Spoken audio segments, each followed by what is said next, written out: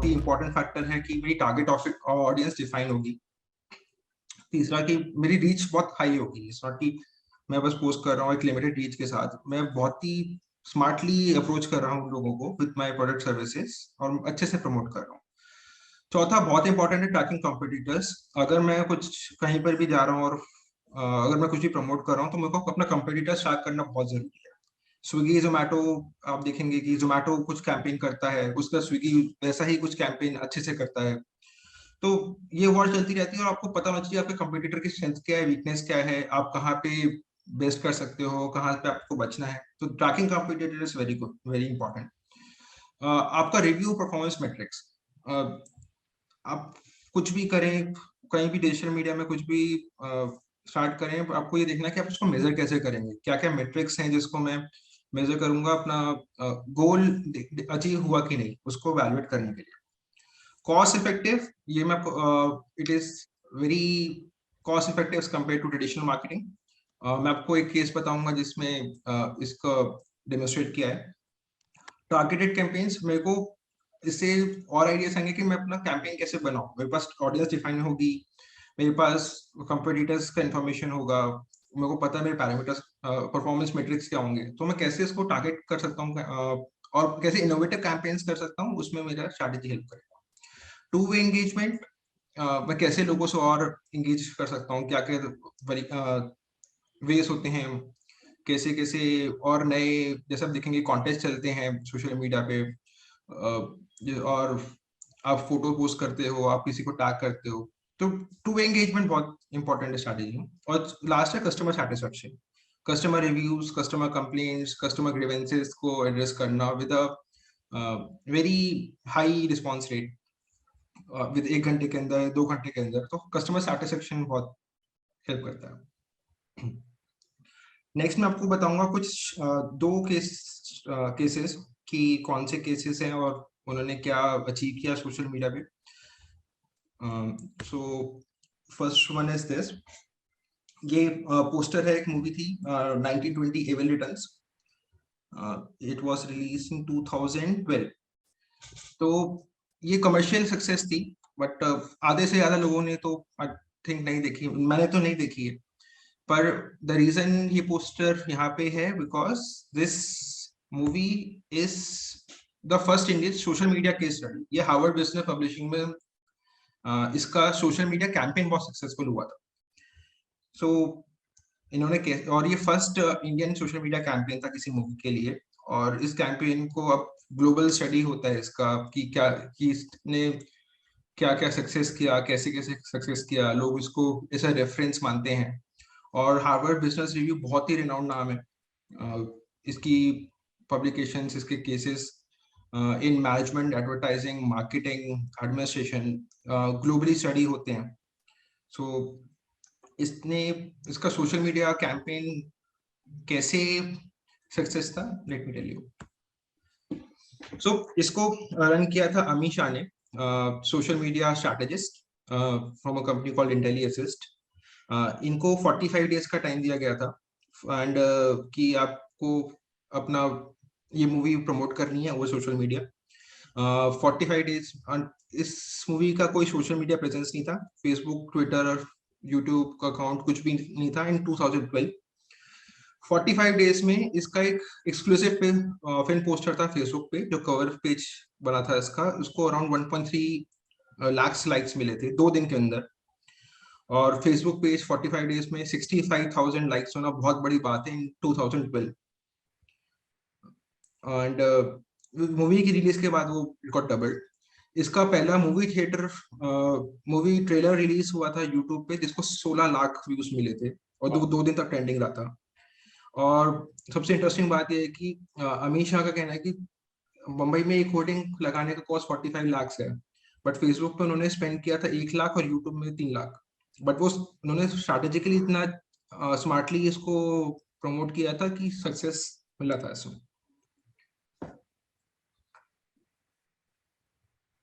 इसका उन्होंने क्या कैसे किया था, डिजिटल मीडिया स्ट्रैटेजी कैसे इंप्लीमेंट की थी, वो एक बार सोशल मीडिया फ्रेमवर्क डिस्कस करके देन आई विल कवर की स्टेप बाय स्टेप कैसे हुआ था। Next is this waterfall is based in Chhattisgarh. It's called Chitrakoot waterfall. तो जब मैं KPMG में आया था ना, तो I was the developer and मेरा का ये असाइनमेंट था कि तुमको सोशल मीडिया स्ट्रैटेजी रूल में पुट किया and you have to take care of this. तो in 2015 I was in charge of Chhattisgarh tourism promotion and वहां पे मैं 6 महीने रहा था. मेरे को पूरी strategy I see 4 people raise their hands.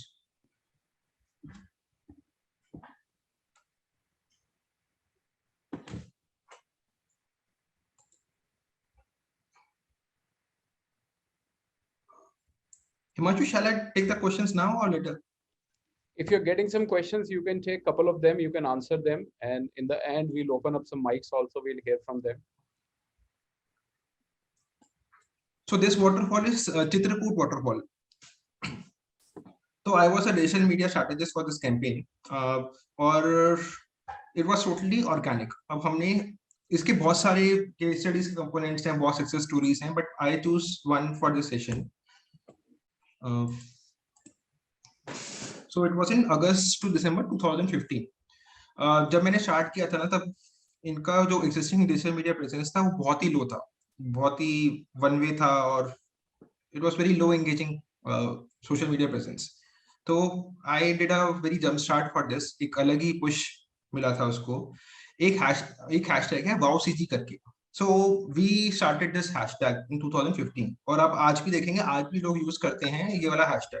पहले हम लोग यूज करते थे, पर आज जो भी लोग छत्तीसगढ़ कहीं भी विजिट करते हैं, कहीं भी अपने बोलते हैं कि मैं यहाँ इस लोकेशन में हूँ, वो ये वाला हैशटैग खुद यूज करते हैं. तो अर्लियर हम इसको यूज करते थे which was my own media, but now it's resulting to my earn media कि वो लोग पोस्ट करते हैं हमारे बारे में यूजिंग दिस हैशटैग. और this was promoted fully organic, no paid advertisement. 3 महीने में 60 से ज्यादा ब्लॉग पब्लिश हुए थे, वो भी एस्पायरिंग इन्फ्लुएंसर से. मैं बाद में बताऊंगा मैंने उसको एस्पायरिंग क्यों लिखा. बट रीच जो मेरे को मिली थी वो मोर देन 5 लाख थी, जिसमें लीडिंग ट्रैवल मैगजीन्स थी और उसमें भी हमने कोई पेड प्रमोशन नहीं किया था. जो जब हमने इसको लिया था, जब जितने फॉलोअर्स थे 1 साल में हमने डबल करवाए और एवरेज रिस्पॉन्स टाइम जो है वो लेस देन एन आवर. जैसे कोई भी क्वेरी पुट करता था फेसबुक कमेंट्स में या रिव्यूज में या हमको पोस्ट करता था, तो हम इंश्योर करते थे 1 घंटे के अंदर अंदर रिस्पॉन्स आ जाए.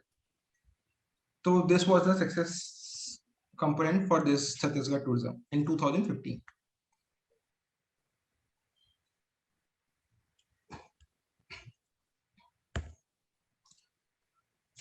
अब है कि how to create this strategy. अब ये important है कि इसको स्टेप बाय स्टेप कैसे करेंगे, कि एक प्रॉपर फ्रेमवर्क लगाना कि कैसे बिल्ड होगा from idea till implementation.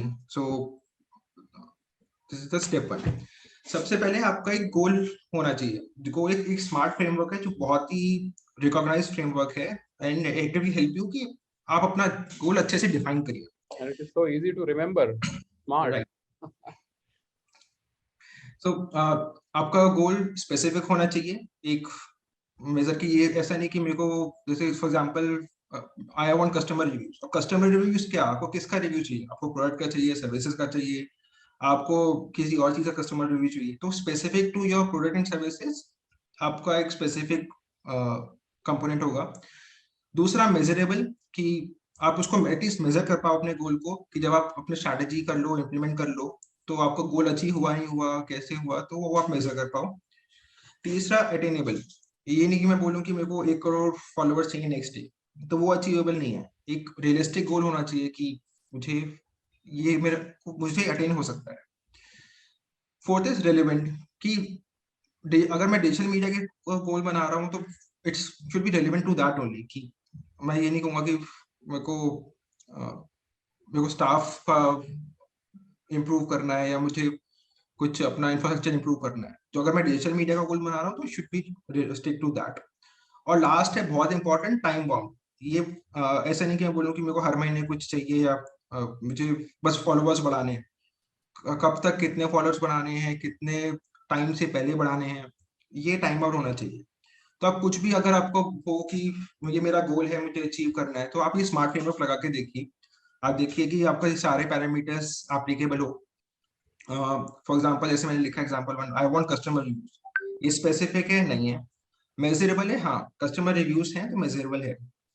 Attainable है, कस्टमर रिव्यूज किसकी, जब आपको पता नहीं है तो आप कैसे अचीव कर सकते हैं?